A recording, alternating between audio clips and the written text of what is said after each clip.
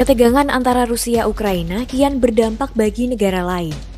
Terakhir, Amerika Serikat meminta warga negaranya untuk meninggalkan Ukraina secepat mungkin.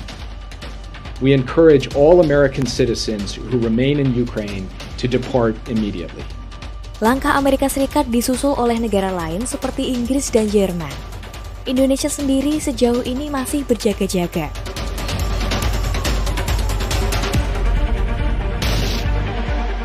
Sekitar 100.000 pasukan Rusia telah diarahkan ke wilayah perbatasan dekat Ukraina.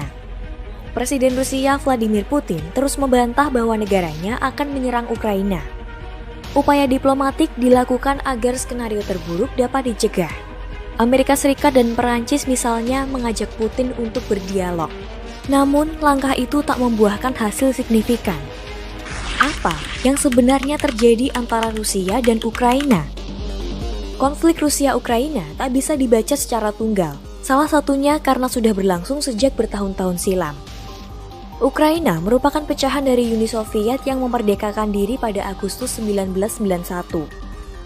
Ukraina tumbuh menuju negara demokratis dengan roda pemerintahan yang telah dijalankan oleh 7 presiden.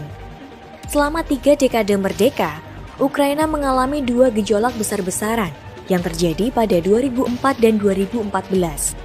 Keduanya punya pesan yang sama, menolak pengaruh dan intervensi Rusia dan mendorong bergabung ke Uni Eropa serta NATO. Gelombang demonstrasi pertama berhasil memaksa presiden saat itu Leonid Kuchma, politisi yang dekat dengan Kremlin, lengser dari jabatannya. Rezim Kuchma dinilai korup dan kerap menyalahgunakan kekuasaan. Sedangkan gelombang masa kedua kelak dikenal sebagai Revolusi Maidan menewaskan 70 orang. Dan membuat presiden kala itu yang dekat pula dengan Rusia, Viktor Yanukovych dimaksulkan.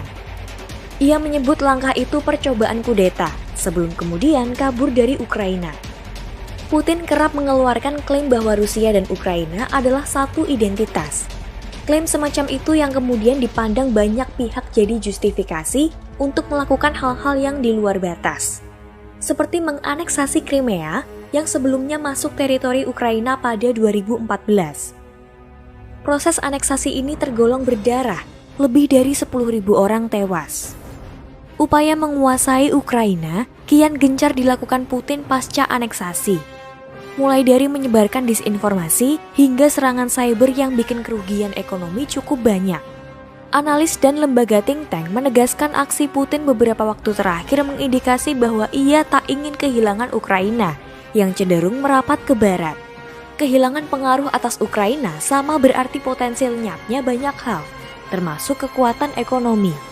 Cadangan minyak dan gas Ukraina contohnya, masing-masing 395 juta barel dengan 349 miliar meter kubik.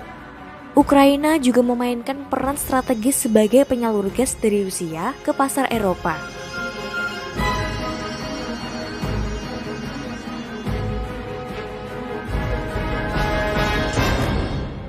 Rusia telah mengajukan permintaan resmi ke Amerika Serikat dan NATO terkait posisi Ukraina. Pertama, Ukraina tak boleh masuk NATO. Kedua, pasukan NATO yang berada di kawasan Rusia mesti ditarik. Permintaan ini ditolak, sementara AS maupun NATO mewanti-wanti jika Kremlin nekat menyerang Ukraina, maka aksi balasan bakal ditempuh. Serangan penuh ke Ukraina bila benar-benar terjadi, diperkirakan mendatangkan dampak yang tak pernah dibayangkan sebelumnya. Kalkulasinya, 50.000 orang akan tewas, dan hampir 2 juta penduduk jadi pengungsi. Itu sebabnya banyak pihak yang menyebut Perang Dunia Ketiga jika sampai konflik bersenjata meletus.